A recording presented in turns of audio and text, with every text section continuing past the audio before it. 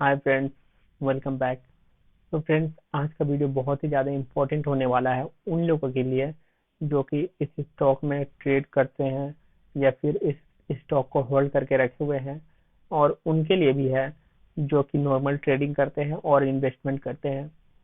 तो इस वीडियो में आपको पता चलेगा कि आप कैसे किसी स्टॉक को होल्ड करके रखे हो तो आपको कब एग्जिट करना चाहिए, आपका लॉस हो रहा है तो भी आपको एग्जिट करना चाहिए कि नहीं करना चाहिए, और कब तक होल्ड करके रखना चाहिए।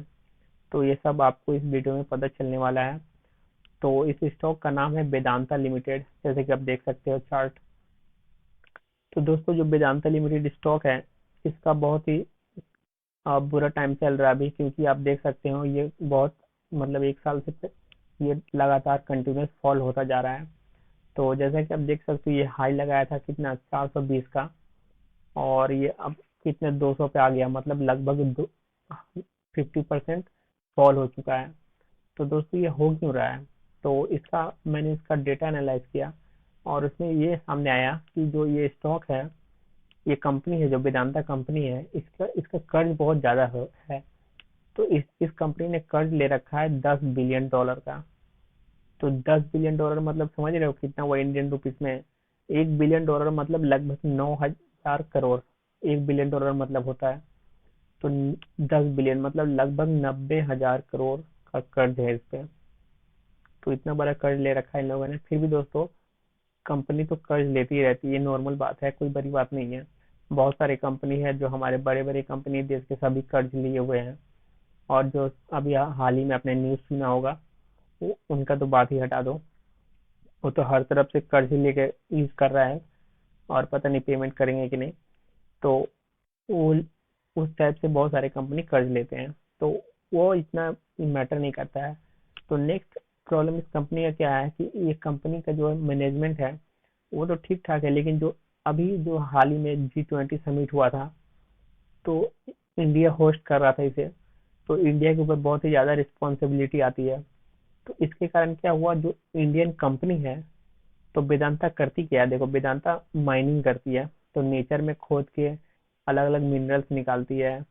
तो अगर किसी भी चीज को खोदोगे, जैसे कि अगर किसी जगह माइनिंग कर रहे हो आप, तो किसी भी जंगल को माइनिंग करोगे जंगल में, तो क्या होगा, वो जंगल को पूरा काट दिया जाएगा। तभी तो उसके अंदर उस जमीन को काट के पूरा उसके अंदर माइनिंग करोगे। तो जहां भी जो भी जमीन माइनिंग होती है ना, उस जमीन पूरा बर्बाद हो जाता है। फिर उस जमीन कोई लायक ही नहीं रहता है कि कुछ उस पे उगाया जाए, फसल उगाया जाए। वहाँ का पूरा जो नेचुरल रिसोर्स है वो खत्म हो जाता है, मतलब उस यूजलेस हो जाती है वो जमीन। तो इसके लिए क्या होता है, बहुत सारे जो एनजीओ है या नेचुरल एक्टिविटीज लोग हैं, वो लोग क्या करते हैं, इसके खिलाफ आवाज उठाते हैं कि आप नेचर के साथ ऐसा नहीं कर सकते हो। और, और ये इंडिया में नहीं, पूरे वर्ल्ड में ये चल रहा है सेफ नेचर के लिए।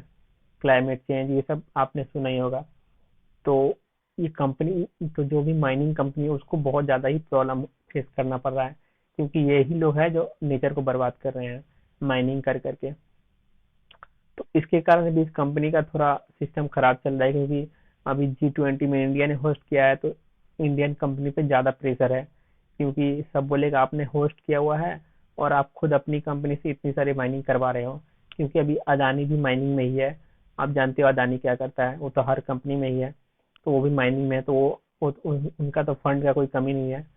तो वो भी काफी जोर शोर से कर रहे हैं, तो जो वेदांता का जो कंपटीशन है वो भी बढ़ गया है।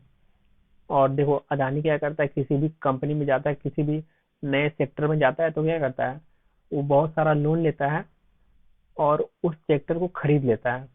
जैसे कि अगर माइनिंग के लिए कोई भी अच्छा से एक जमीन मिला किसी को भी, तो इस जमीन का ये ऑप्शन होगा कि इस जमीन को कौन खरीदेगा ज्यादा पैसा देके। तो जो वेदांता कंपनी है वो तो अपना हिसाब से रेट लगाएगी, क्योंकि इसको पे करना है। लेकिन अदानी क्या करेगा, वो जो अदानी है वो लोग बहुत ज्यादा ही रेट लगाते हैं। मतलब अगर कोई $1 बिलियन लगा रहा है, तो वो $10 बिलियन लगाते हैं रेट, ऐसा। पता नहीं इतना पैसा कहाँ से ले लेते हैं। तो देखो, पैसा तो ये लोग भी लोन लेते हैं, अदानी भी, लेकिन इनको बहुत ज्यादा लोन मिल जाता है गवर्नमेंट कंपनी से, और सब कंपनी को नहीं मिलता है। तो अदानी का ये एडवांटेज है। तो उसकी वजह से क्या होता है कि अदानी बड़ा बड़ा कोई भी ऑप्शन हो, बड़े बड़े रेट दाम लगा देता है, क्योंकि उसको फ्री के फंड मिल रहे हैं। तो इसके वजह से क्या हो रहा है कि वेदांता का जो कंपटीशन है काफी बढ़ गया है, इसके वजह से भी इसका थोड़ा डाउन चल रहा है। तो अब देखते हैं दोस्तों कि जो ये होल्ड करके रखे हैं तो उनका क्या होने वाला है। तो आप जो भी लोग होल्ड करके रखे हो, तो आप देख सकते हो ये मंथली चार्ट है, मतलब एक महीने का एक चार्ट है। तो आप देख सकते हो यहाँ पे एक सपोर्ट है ही नहीं कुछ, एक छोटा सा सपोर्ट है यहाँ पे, और ये सपोर्ट ले रहा है 220 पे। ठीक है, तो आप सोच रहे हो कि यहाँ से रिकवर हो जाएगा, तो ऐसा नहीं है दोस्तों, ये इसको ब्रेक करने वाला है, और इसका जो मेन सपोर्ट है ये है।